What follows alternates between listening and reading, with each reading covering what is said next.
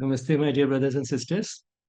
I have with me here today Ms. Bindi Saxena, who has come from Australia on a short visit. Welcome, Bindi. Bindi was born and brought up in Australia, and that was about 40 years ago.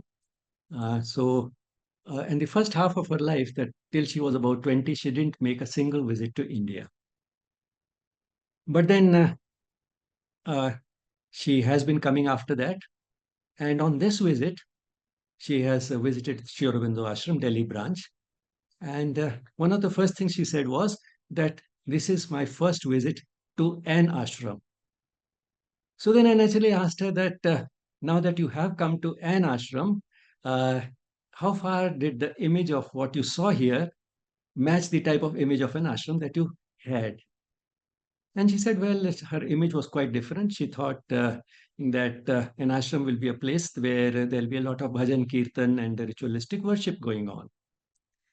Uh, Now, this is an image that is not only because she has grown up in Australia and this was her first visit to an ashram, this is an image which continues to be popular uh, even in India, and that has strong historical reasons. And therefore, that in fact led to a conversation which I thought was worth sharing with all of you. And here we are carrying out that conversation. So, Bindi, you said that this ashram was quite different from what you imagined an ashram would be. Probably you thought not only there will be a lot of bhajan kirtan and ritualistic worship going on, but that majority of the inhabitants will be old people like me. So it will be like an old age home, and these people are trying to spend the evening of their life uh, because life in an ashram is peaceful and inexpensive, and much of their day would be spent in a regimented routine, which would consist primarily of something like uh, ritualistic worship, bhajan, kirtan, shiksha, diksha, and a bit of seva for the ashram. That's what you told me. So, in contrast, you found here that this place has plenty of young people. The place is abuzz with activity, and there are schools and a health center associated with the ashram or which grew out of the ashram. Now, this is something which is in keeping with the spirituality that Sri Aurobindo and the mother taught us, and that is a life affirming brand of spirituality. They were among the pioneers who gave us this idea that spirituality can be brought into worldly life. In fact, they can't be called the originators, but they revived it after a long time. And if I may go back in time, uh, about 5,000 years ago, which is sort of definitely considered to be the Vedic period, although it might have started much before 5,000 years, but at least we have evidence which the world accepts that the first of the Vedas were composed about 5,000 years ago. So we start with that period, we find that till about 2,000 years ago, that is for a period of about 3,000 years, the type of spirituality that we had in this country was life affirming. It permeated every aspect of our life, and that is what ennobled life and at the same time allowed for material progress to an extent that even in the material sphere, we were second to none in the world. So, bringing spirituality into worldly life is not incompatible with the material progress. And it was during this 3,000 year period that not only we prospered materially, but we also had great pieces of literature created, the Vedas, the Upanishads, the Gita, and Patanjali's Yoga Sutras, the Buddhist scriptures, the Jain scriptures. All this happened within this 3,000 year period, starting about 5,000 years ago till about 2,000 years ago. Now, this type of sustained productivity in the spiritual and material sphere for 3,000 years is itself something that is totally unprecedented in recorded history. And probably India is the only place where it has happened. And that's why we can understand why India is considered sort of the place which is made for spirituality and can teach spirituality to the world. But then, like individuals, societies also have their exhaustion. And that's what probably started happening to us about 2000 years ago. And gradually, idea started growing that spirituality is meant only for a select few who renounce the world, go away to the Himalayas or to a cave, and the rest of us can live a life which is not really, which cannot be called spiritual. But then the momentum of those 3000 years continued, and the decline was not really very obvious till about 1000 years ago. But by 1000 years ago, the decline became obvious, and the result was that spirituality for the ordinary person got confined to some sort of Vedic rituals on special occasions like birth, marriage, and death, and maybe some ritualistic fasts, etc. But by and large, spirituality was considered, which was not a part of everyday life, not a part of all the work that we did in the course of our daily life. And the result was that since spirituality was taken out of worldly life, morality to some extent went out of worldly life, and we suffered a moral degeneration. And it was this degeneration that led to our enslavement, and enslavement further accelerated the decline.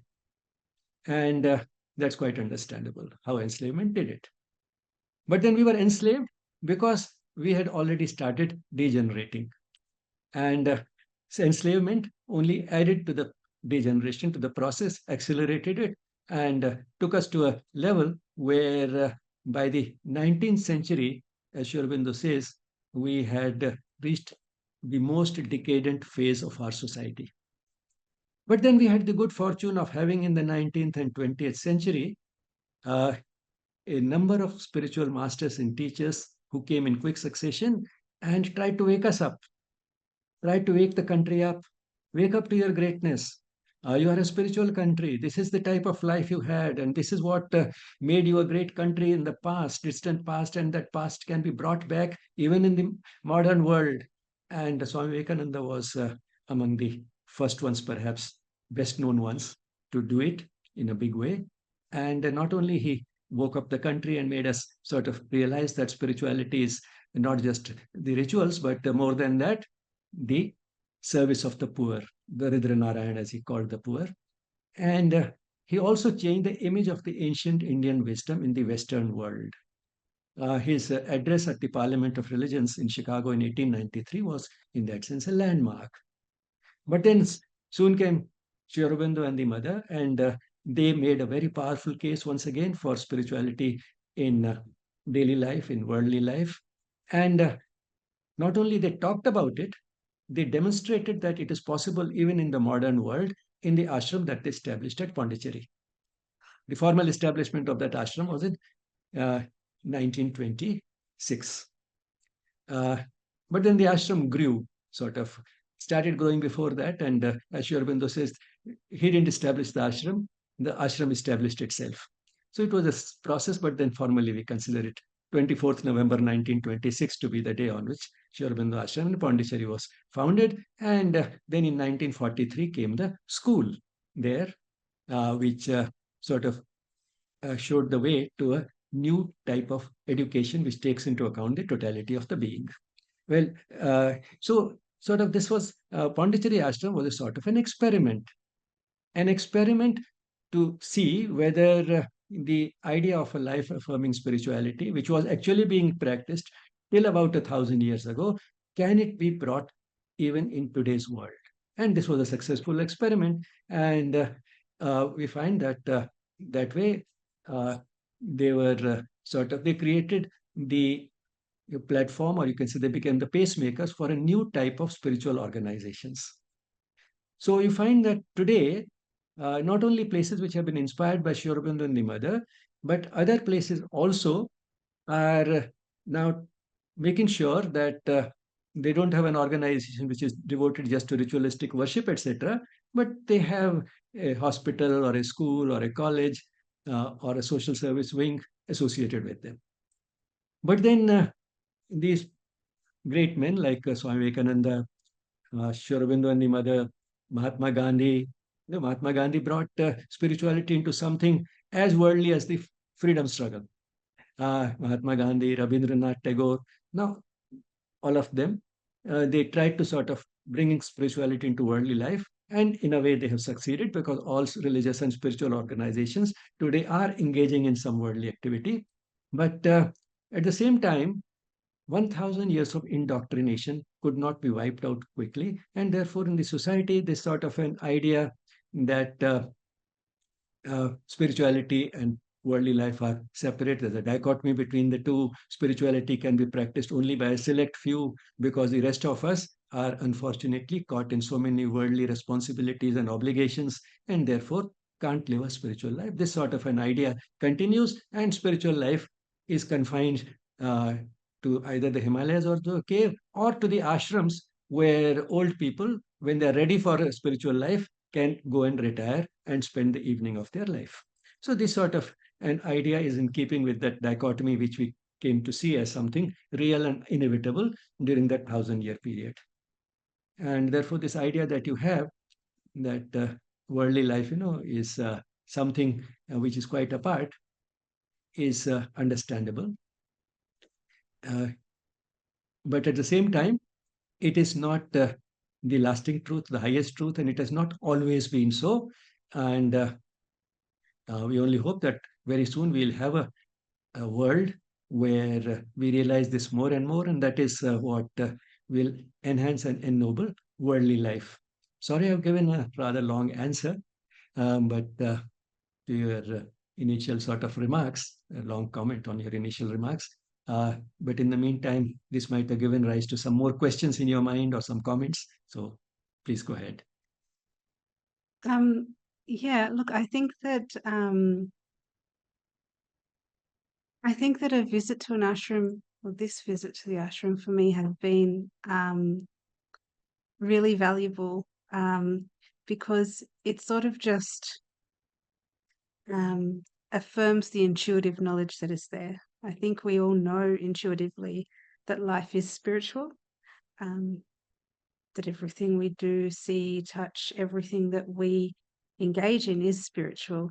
If if the value base from which we um, conduct ourselves has that spirit, but that's intuitive, and that's not what the world around me, I should say, has necessarily taught. Um, so the affirmation of that intuitive is yeah, is helpful. You made a very important point, in fact, uh, that intuitively, somewhere deep within, you always knew that life is spiritual. And that is because truth has a way of making itself felt. Uh, at our deepest level, uh, the soul, that is our divine essence, we know it. And that is not confined there. It has a way of surfacing itself in our mind. But at the same time, we are conditioned, and our mind is conditioned to thinking the way the people around us are thinking. And if that is what one hears from all over around us, we uh, feel that, well, probably they are right, and spirituality and worldly life are two different types of lives. And the voice from the deepest self that is telling us that, yes, life is spiritual, is something that gets overshadowed.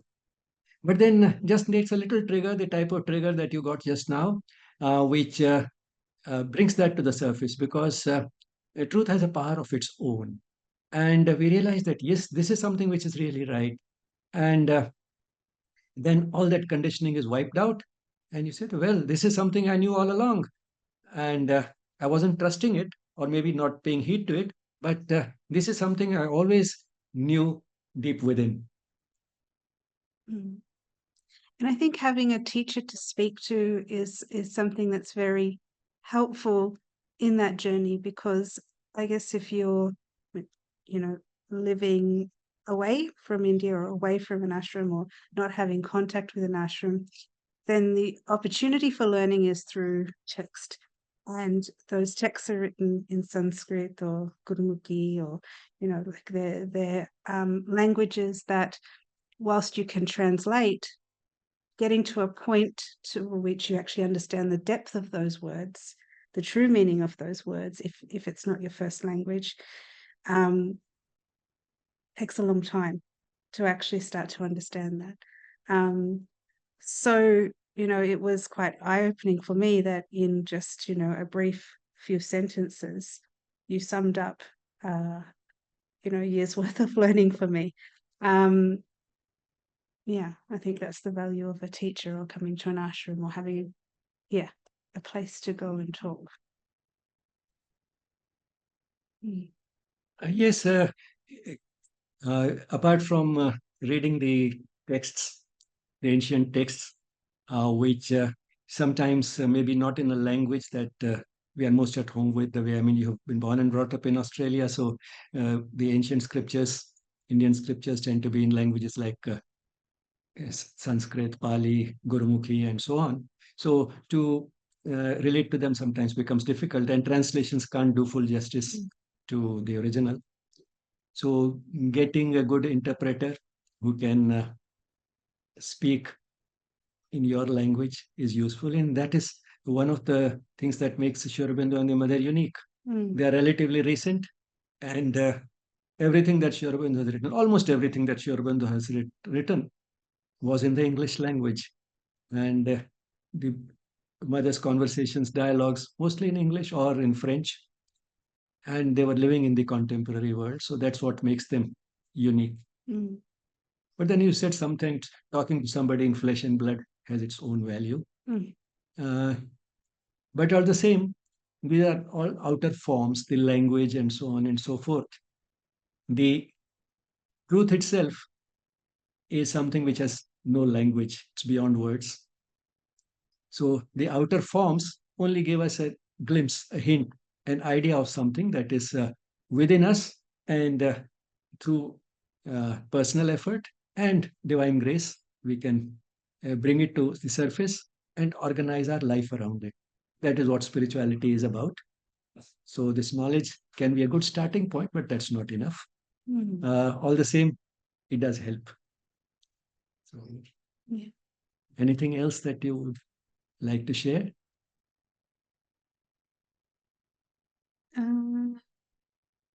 I think that this has been a valuable conversation. I very much appreciate it. Thank you, Bindi. Thank you.